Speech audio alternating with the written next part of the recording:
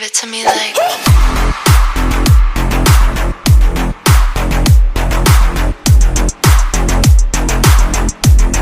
So guys, meron tayo dito ang lagayan ng mamarinate nating baboy. So lagyan natin yung baboy. Make sure na malinis yung kamay nyo. Malinis. So ayan, lagyan natin. Konti lang to, pang ulam lang din namin. So ayan. Ang halaga nito is nasa 150 na. Itong baboy na to. Ang halagang 150 na. So lagyan natin ng sibuyas. Bawang. Ayan. Lagyan natin ng toyo. Konti lang, kukulay lang siya. Ganyan. Then, lagyan natin ng kalamansi. Ayan, kalamansi. Mga ilang piraso lang din kasi parang hindi siya maasim. So, hinati ko sa gitna yung kalamansi kasi medyo malalaki. So, pagka buuan siya is 1, 2, 3, mga apat na, ay mga 3 piraso lang. So, ayan, gagawin na natin 4. So, yan. Kasi gagamitin natin is kamatis. So, maasim na rin siya. Mas maasim siya kaysa sa tomato sauce. Kaya konti lang yung kalamansi gagamitin natin. So, yan. Hugas muna tayong kamay.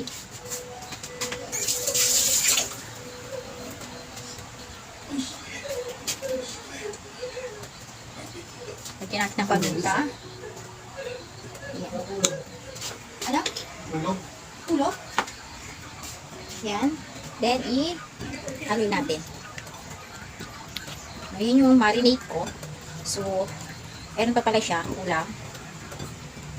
Yung ating kinchay, kasi sinasamahan ko na rin siya ng kinchay. So, gagawa tayo ng kinchay. Patay ng kinchay. Yan, kinchay. Pwede nyo gamitin yung celery o kaya yung mga, basta may pampabango siya. Kuhain natin siya ng, kahit ganyan lang. Kahit hindi siya yung pino-pino o yung maliit na maliit.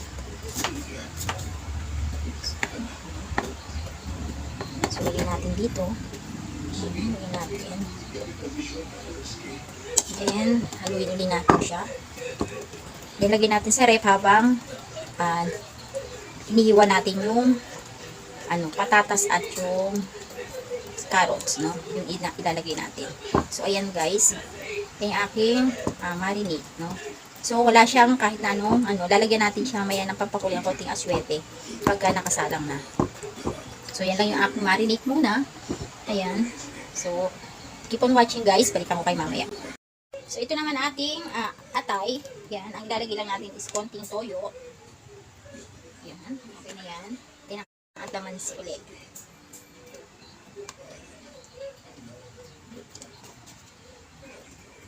Tatlong piraso lang. Tatlong hiwa lang. Then, kailangan natin haluin ulit. Yan, then i-rep din natin para hindi masira o mangamoy. Habang nagpe-prepare tayo ng mga gulay niya. So, yan. So, guys, ito ang ating mga ingredient. Meron tayong bawang, sibuyas, kamatis. Yan yung ating magiging tomato sauce. Kamatis. Meron tayong hotdog, konting cheese. Optional lang po yan kung gusto niyo ng hotdog, gusto niyo ng cheese. Bahala po kayo. At meron tayong green peas, meron tayong liver spread, meron tayong bell pepper, carrots, at yung patatas. So, yan po yung magiging ingredient natin sa ating menudong Tagalog, no? Wala kayo nakikitang tomato sauce yan, no? At yung ating salt and pepper is mamaya natin po. Hindi ko na po nasama dito sa ating ingredient dito. So, kayo na po ang bahalang magdagdag pa kung ano pa yung gusto nyo idagdag. May pasas po pala ako pero hindi ko pa po nakukuha sa tindahan. So, mamaya po makikita nyo pagka naglagay ako ng pasas. So, yan po ang aking madyan sa aking menudong Tagalog. So, mag-start na po tayo sa ating pagluluto. So, guys, yan na rin yung ating baboy, no? Yan yung ating na marinate. Tapos, lagay natin sa rep para hindi siya mangamoy or magkaroon ng ibang lasa. So, ayan. We start na sa ating pagluluto. Ayan, tatalsikan na. So, mag-start na tayo. Ayan, naglagay na tayo ng pizza. Nilagay na natin yung ating bawang.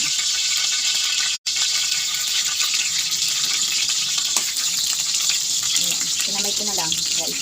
Kasi, hindi mabitawan yung madilim. Ayan. Then, ang ating sibuyas. Ayan. sibuyas.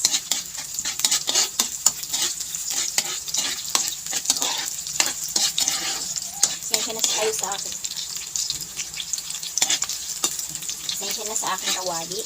Yan, 20 years ko na po ginagamit yung kawali yan. Matanda pa sa aking mga anak. So, o kasing edad na pala nila. Yan ang ating kamatis. Ang kumaili yung kamatis natin.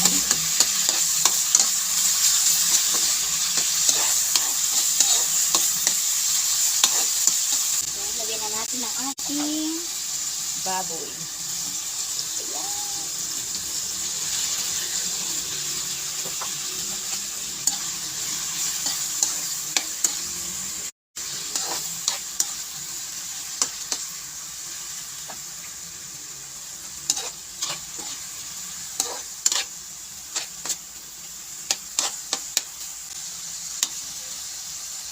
So, ating pong takpan. Yan, para maluto po yung ating takpan po natin. Kasi po, magsasabog po yan. Pag tinakpan po natin yan, magsasabog po yan. Yan po yung sabaw niya po yung magluluto sa kanyang karne. O, yan. Magsasabaw yan. So, titignan lang natin palagi. Baka matuyuan. Pero, hinaan natin konti yung ating apoy. Guys, medyo na nagigisa na rin yung ating baboy. Nagdurog na rin ang ating kamatis. So, lalagyan natin siya ng konting tubig. Yan. Ating salt and pepper. Salt and pepper. Salt and pepper. Kunti lang po kasi maglalagay tayo ng patis. Para hindi tayo naghahabol ng lasa. So, ating pong takpan ulit. Lagyan na rin natin ang ating patatas. Kailangan yung patatas natin is kasi meron tayong bata na kakain. So, kailangan yung ating patatas is maluluto. No? Hindi ako yung naglalagay, ay nagpiprito ng patatas o naglalaga. No? Sinasabay ko na lang siya. Pwede rin naman, pero mas nasanay lang ako ng ganyan. Kasi nga, kailangan pag may bata, medyo malambot yung ating patatas at carrots. So, yun na guys. Yan, tatapantin natin siya.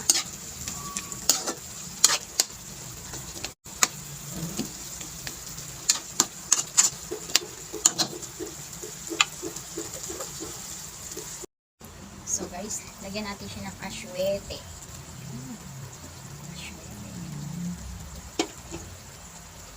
Yan. Lagyan na natin din ang ating bell pepper. Yan ang ating green peas. So maganda sana meron tayong bell pepper na kulay green kaso wala akong nabili. So, yan na lang muna. So guys, yan na. Lagyan natin yung ating rino. Kunti lang. Ayan.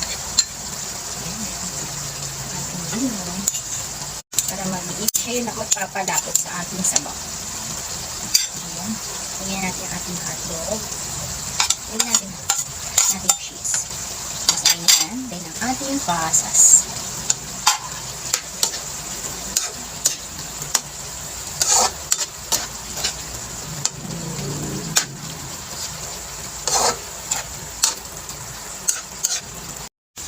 So guys, yan na. Lagay tayo ng konting patis. Yan. Ay, nalipat ang parami. So yan guys. Halin natin. So nag-sticky na yung kanya sabaw. So yan. Medyo paanin pa natin yung sabaw niya. Yan natin malambot na yung patatas at carrot. So medyo matigas pa. Ang patatas. Yan. Patatas is okay na. So, hintay lang natin. Then, tikman natin kung ano.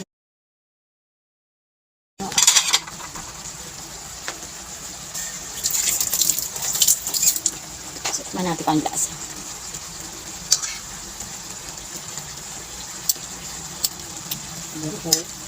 Medyo, kailangan pa ng konting salt.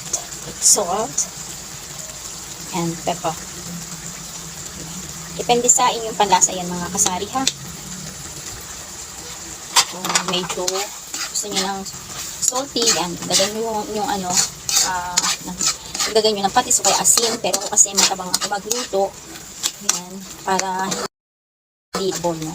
Pag matabang ka magluto, pwede naman gumamit ng patis, lagyan mo ng konting kalamansi, ay, sarap niyan. So, ayan na guys, konti pa, medyo matigas pa yung ating patatas, no. Pwede na siya para sa mga katulad natin may edad, pero pag sa mga baby pa, yan, kailangan natin medyo lutuin pa ng konti. Ayan. So, konti na lang, pabalikan natin pag luto na. So, ayan na guys, ang aking menudong Tagalog, no. Tingnan nyo ang kulay.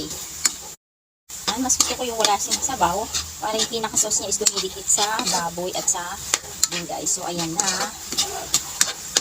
Ayan na siya. Okay na siya, guys. Atin ang tikman. So, ayan guys, ang aking menudong Tagalog. So, may kanin na tayo dito. Then, yan na siya. So, diba guys? Ayan ang ating menudong walang tomato sauce.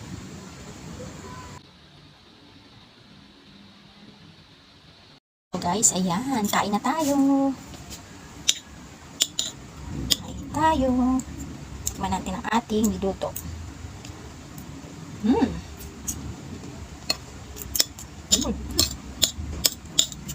Sarap guys.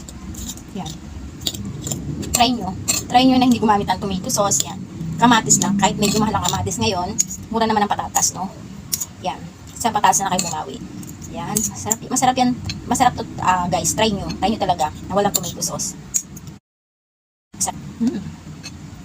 Kung malaman yung ingredients, so ilalagay ko na lang sa description yung ingredient niya. So, doon yung makikita yung mga ingredients sa description. So, then, comment lang kayo kung ano pa yung gusto nyo itanong o ipaluto. So, iluto natin. So, itatry natin siyang iluto kung ano pa yung gusto nyo malaman na putahin na kaya ni Ate Rem na iluto. So, yun lamang guys. Don't forget to subscribe and click nyo na rin yung notification bell para ma-update kayo sa mga susunod kong video about sa tindahan, sa sari-sari store, and sa ating pagluluto. So, yun lang guys. Bye-bye. Ingat kayo palagi. Thank you sa panonood.